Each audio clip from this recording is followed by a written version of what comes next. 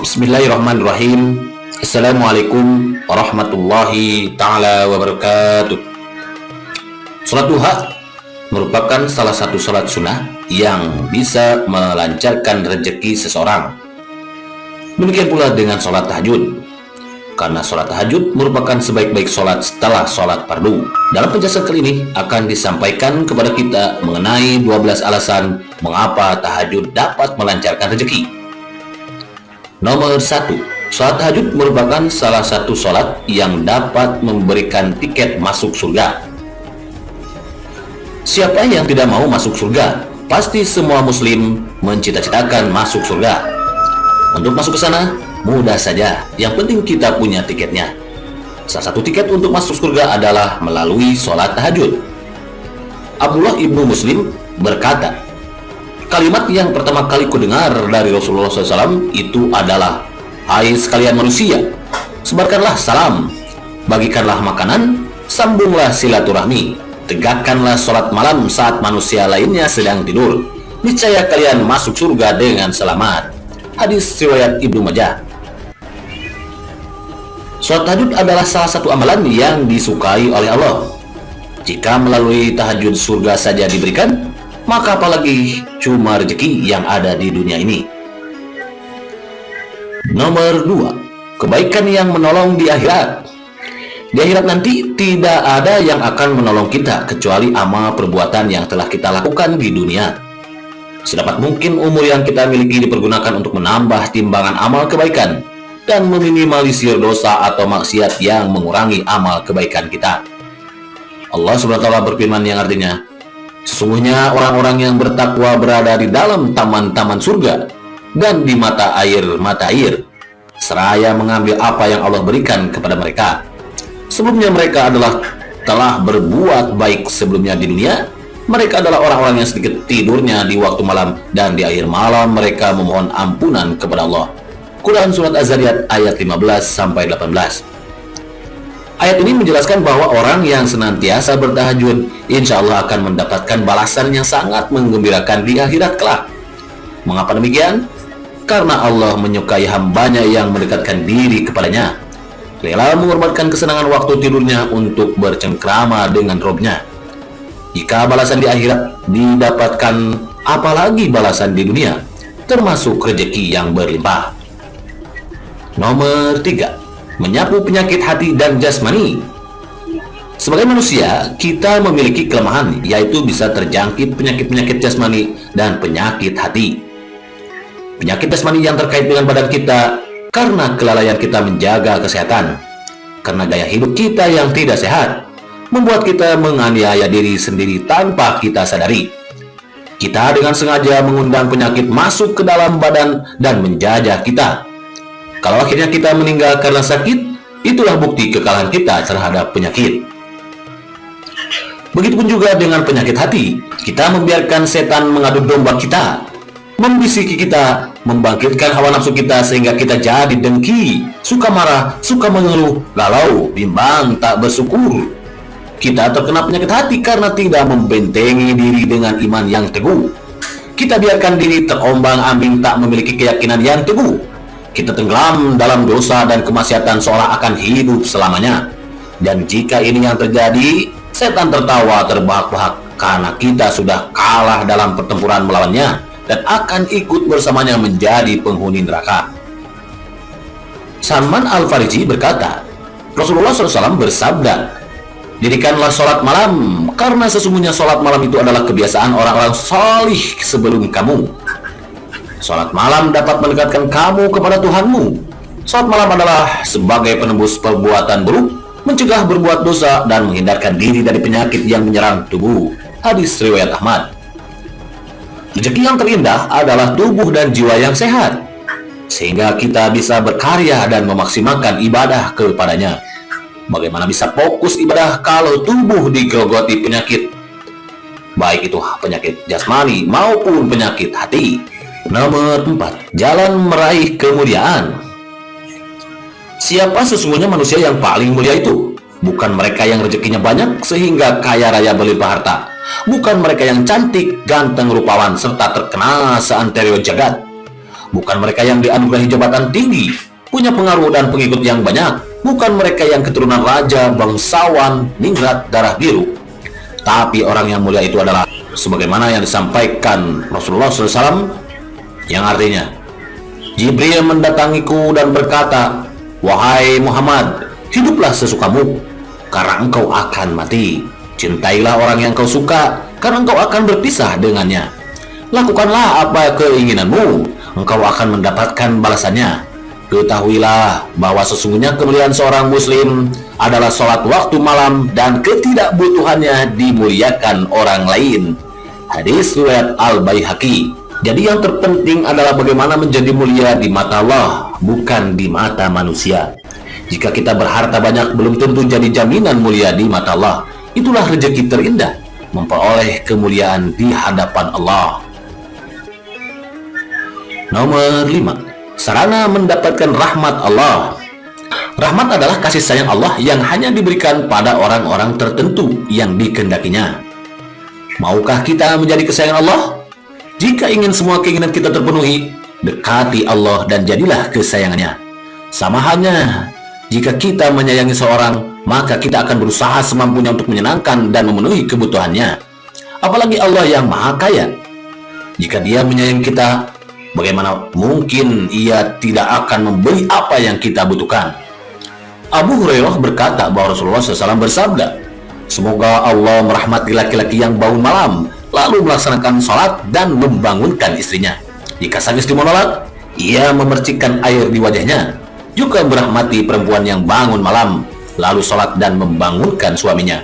Jika sang suami menolak, ia memercikkan air di wajahnya." Hadis riwayat Abu Daud. Nomor 6. Sarana pengabulan permohonan. Kita perlu berdoa pada Allah, karena pada dasarnya kita ini lemah. Kita ini butuh padanya dan Dia Maha Kaya dan Maha mengabulkan permohonan hamba-hambanya. Allah SWT berjanji akan mengabulkan doa orang-orang yang menunaikan sholat tahajud dengan ikhlas. Rasulullah SAW bersabda, dari Jabir berkata bahwa Nabi SAW bersabda, "Sesungguhnya di malam hari ada satu saat yang ketika seorang muslim meminta kebaikan dunia dan akhirat, pasti Allah memberinya. Itu berlangsung setiap malam." Hadis riwayat Muslim. Jika merasa kesusahan rezeki, tidak usah mengadu pada manusia. Paling-paling mereka cuma mengasihani kita. Bangkitlah dan mengadu pada Allah di sepertiga malam terakhir. Tak perlu merasa kalah jika kemenangan itu jaraknya cuma antara kening dan sejadah. Nomor 7. Pembersih dosa dan kesalahan. Kita pasti sudah tahu apa penghalang rezeki nomor 1. Ya, itu adalah dosa. Baik dosa besar maupun dosa kecil yang terus-menerus dilakukan. Rezeki tersumbat karena dosa. Jadi apa yang harus dilakukan agar rezeki kembali lancar? Membersihkan dosa dan kesalahan dengan taubat dan amal ibadah. Dari Abu Umamah Al-Bahili berkata bahwa Rasulullah SAW bersabda, "Lakukanlah qiyamul lail, karena itu kebiasaan orang saleh sebelum kalian. Bentuk taqarrub, penghapus dosa dan penghalang berbuat salah." Hadis riwayat At-Tirmizi. Nomor 8. Jalan mendapat tempat yang terpuji. Di manakah tempat terpuji itu? Itulah kedudukan mulia yang akan diperoleh hamba-hamba Allah yang bertakwa di akhirat nanti. Tempat terpuji juga bisa dianugerahkan kepada manusia selama hidup di dunia, yaitu diberi kemuliaan karena amal salehnya membuat dia dihormati dan dimuliakan oleh sesama manusia. Allah SWT berfirman, "Dan pada sebagian malam bertahajudlah kamu sebagai suatu ibadah tambahan bagimu. Mudah-mudahan Tuhanmu mengangkat kamu ke tempat yang terpuji." Quran Surat Al-Isra ayat 79. Nomor 9. Melepas ikatan syaitan. Syaitan adalah musuh yang nyata bagi manusia yang senantiasa membisikkan keraguan dan mengajak manusia berbuat dosa. Allah memerintahkan kita untuk melawannya. Dalam hal ini Rasulullah SAW pernah bersabda, "Ketika kalian tidur, setan membuat 3 ikatan di tengkuk kalian. Di setiap ikatan, setan akan mengatakan, 'Malam masih panjang, tidurlah.' Jika ia bangun lalu berzikir pada Allah, lepaslah 1 ikatan. Kemudian jika ia berwudu, lepas lagi ikatan berikutnya. Selanjutnya, jika ia mengerjakan sholat, lepaslah ikatan yang terakhir. Di pagi hari ia akan bersemangat dan bergembira. Jika tidak melakukan seperti ini, jiwanya jadi kotor dan malas. Hadis riwayat Bukhari. Kemalasan adalah salah satu dari 4 hal yang memendekkan rezeki. Jika ingin rezeki baik, perangi setan yang menggoda kita untuk malas dan enggan berikhtiar. Karena rezeki tidak turun begitu saja dari langit tanpa ikhtiar. Nomor 10. Waktu mustajab untuk berdoa. Amr ibnu Abbasah berkata, aku bertanya kepada Rasulullah SAW, ya Rasulullah, malam apakah yang paling didengar?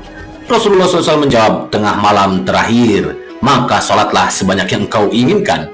Sungguhnya sholat waktu tersebut adalah maktubah, masyudah, waktu yang apabila bermunajat maka Allah menyaksikannya, dan apabila berdoa maka didengar doanya.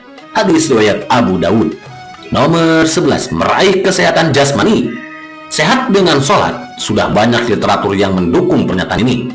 Sholat adalah sejumlah gerakan yang melibatkan otot-otot anggota tubuh tertentu, sehingga memberi kesempatan pada organ-organ tertentu dalam tubuh melakukan perbaikan.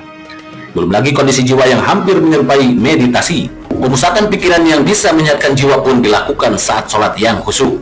Rasulullah SAW bersabda, hendaklah kalian bangun malam, sebab hal itu merupakan kebiasaan orang-orang salih sebelum kalian.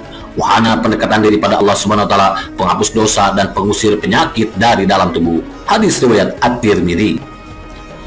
Sholat tahajud juga memiliki manfaat yang sangat baik untuk kesehatan. Beberapa ayat dan hadis telah mengklaim bahwa sholat tahajud mencegah datangnya penyakit dan menyembuhkan penyakit. Ilmuwan berhasil mendapatkan kaitan mengenai hal ini dengan kesehatan. Pada waktu sepertiga malam terakhir, temperatur tubuh manusia akan turun hingga titik terendah. Di waktu itu sistem imun diproduksi dengan lebih baik, menggantikan imun lama yang sudah lelah melawan penyakit. Jika kita melakukannya setiap hari, maka kita dijamin jadi orang yang sehat. Perintah untuk tidur sebelum tahajud juga terbukti bermanfaat. Ilmuwan menemukan bahwa ketika bangun tidur di malam hari, otak manusia bergetar pada gelombang alfa dan theta, yakni gelombang yang dikaitkan dengan pengalaman spiritual. Pada tingkat aktivitas ini, manusia paling mudah masuk ke pikiran superconscious, lawan dari subconscious atau alam bawah sadar. Kita menjadi sangat rileks dan fokus karena tubuh kita mengeluarkan hormon bahagia dalam jumlah yang banyak. Perasaan tenang ini menyebabkan tubuh kita beristirahat dan tidak ada otot yang berkontraksi kecuali otot involunter. Artinya pembuluh darah akan lebih lebar dan darah mengalir lancar. Nomor 12. Penjaga kesehatan rohani. Allah SWT menegaskan bahwa orang yang sholat tahajud akan selalu mempunyai sifat rendah hati dan ramah. Ketenangan yang merupakan refleksi ketenangan jiwa dalam menjalani kehidupan sehari-hari di masyarakat. Allah berfirman, dan hamba-hamba Tuhan yang maha penyayang itu ialah orang-orang yang berjalan di atas bumi dengan rendah hati, dan apabila orang-orang jahil menyapa mereka, mereka mengucapkan kata-kata yang baik. Dan orang yang melewati malam hari dengan bersujud dan berdiri untuk Tuhan mereka. Quran Surat Al-Furqan ayat 63-64. Orang yang memiliki kesehatan rohani yang lebih bagus mampu menyikapi kondisi rezekinya dengan bijaksana. Orang ini tak pernah berhenti bersyukur, bahkan saat kesulitan datang menderanya. Orang seperti inilah yang mendapatkan rezeki yang berkah. Demikianlah penjelasan mengenai 12 alasan mengapa sholat tahajud dapat melancarkan rezeki kita. Semoga melalui penjelasan ini kita semakin termotivasi lagi untuk tetap terus mendirikan sholat tahajud disertai dengan penuh ketulusan dan keikhlasan, semata-mata mengharap rahmat dan ridho Allah SWT. Semoga Allah SWT mengabulkan segala doa-doa kita dan mewujudkan segala apa yang kita cita-citakan. Amin ya robbal alamin.